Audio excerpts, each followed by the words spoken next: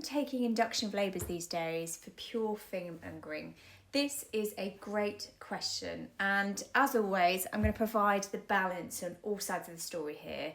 Having been a midwife for over 13 years, I have seen both sides of the story in relation to this, both the medical terms, but also the unpreparedness and antenatal education really putting women off and then also causing harm in other ways. So let's start with the medical side of things. Is there fear-mongering there? There absolutely can be. It totally depends on who your healthcare professional is, who you see, how they explain things and what they do.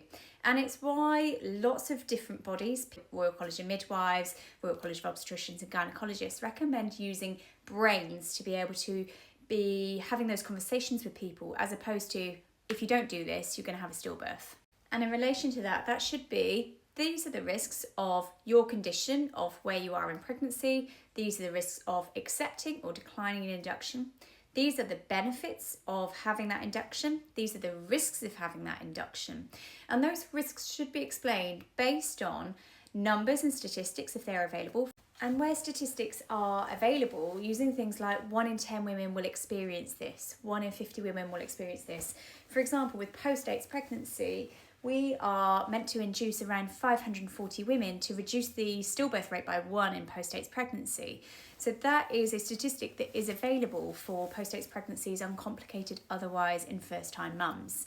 And those benefits and risks should be balanced. So they should have the balance there for women to be able to make up their own minds. There shouldn't be any threats. There shouldn't be coercion. It should be, these are the benefits. These are the risks. These are the benefits of declining. These are the risks of declining.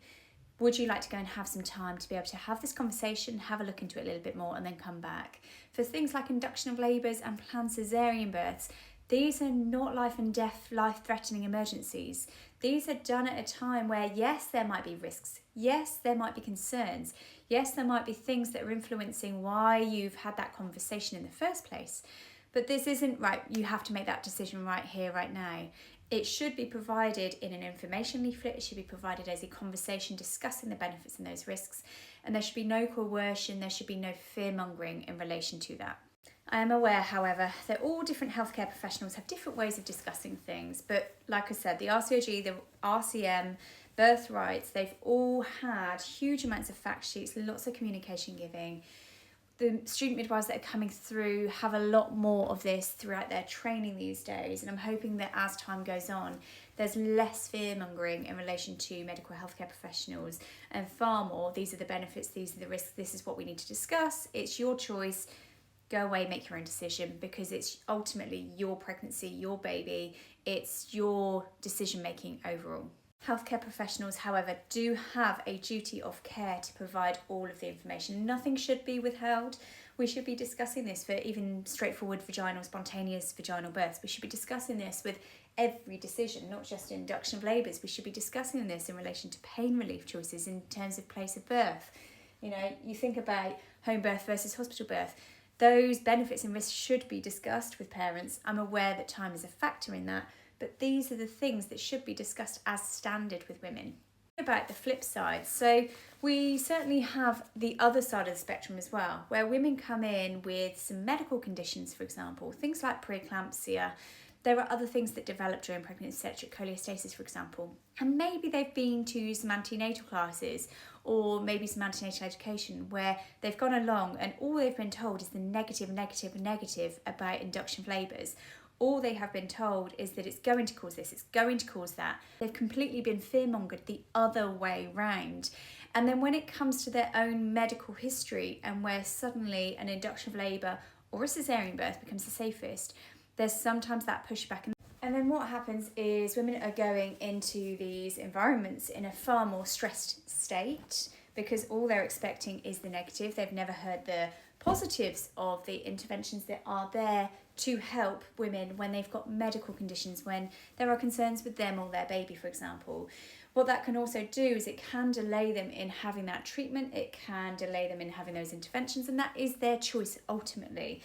But because they've been fear-mongered the other way, then it can be really difficult not only for them to access that care, but also accept that care and trust healthcare professionals as well. So there's fear-mongering on the one side of the medical side, and then there's fear-mongering from people who are not in that medical field as well, and women are caught in between. And what we really need to do as birth workers, as midwives, as obstetric doctors, is we need to start coming together, working together as one for the benefit of women at the heart of everything. Because actually, birth workers are fantastic. They provide everything else. They provide so much antenatal support and education. They provide time to women. They provide a lot of the physiology and that support, and I love that. And we've also got to think about the medical professional. It needs to become less patriarchal. It needs to become less, you have to do this, you should do this now, I know best. And that has changed over the years. It's not perfect. There are absolutely still some people in the profession who still practice like that, and that needs to change as time goes on. And we know that that's part of the culture aspect. But as time moves on, what we all need to do is be having proper conversations with individuals, having proper conversations with women, centering them at the heart of everything, providing all of the information to them, benefits and risks, everything they need to know, not withholding anything just because we think we'll be kind enough to be able to withhold that.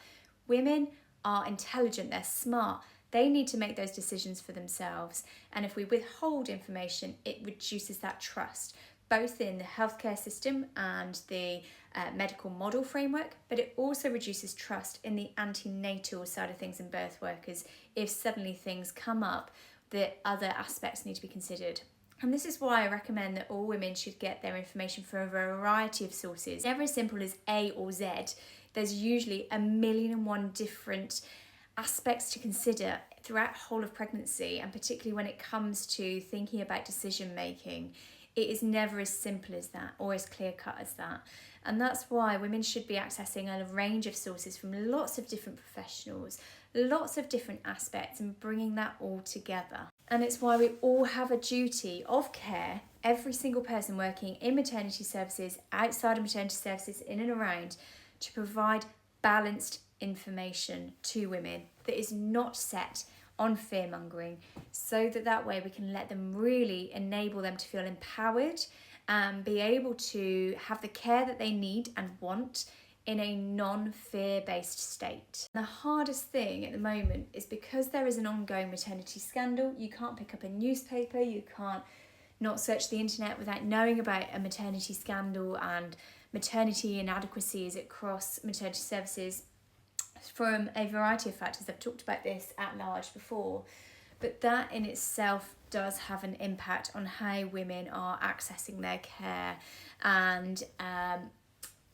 being able to decision make as well, because that definitely plays a part into it as well. If you, and all you have seen for the last few months in your pregnancy is that you are concerned about the care that you may or may not receive during your pregnancy, you are concerned about how that care might look during labour, for example, you may make your decisions differently because of all the concerns that you have been reading about compared to someone who hasn't read those things, for example, or hasn't heard those sort of scare stories left, right and centre.